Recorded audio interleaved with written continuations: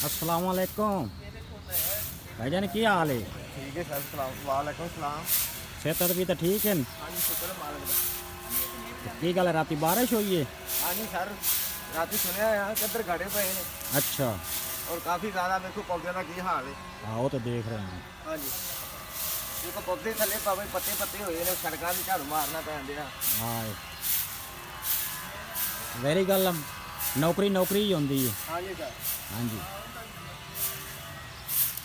लै ड्यूटी भी लगी है सर जी। आहो लै फिर बिस्कट खा, तेरे वास्ते बिस्कट ले आंदा मैं।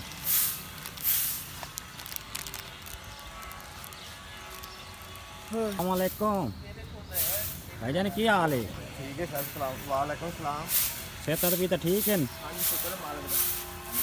की गल राती बारिश हुई है? हाँ जी सर, रात सुनिया यहाँ किधर गड़े पे ने अच्छा।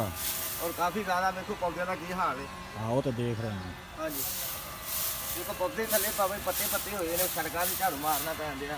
हाँ वेरी गल नौकरी नौकरी ही होंगी है। हाँ जी सर, हाँ जी लै ड्यूटी भी लगी है सर जी। आहो लै फिर बिस्कट खा, तेरे वास्ते बिस्कट ले आंदा मैं।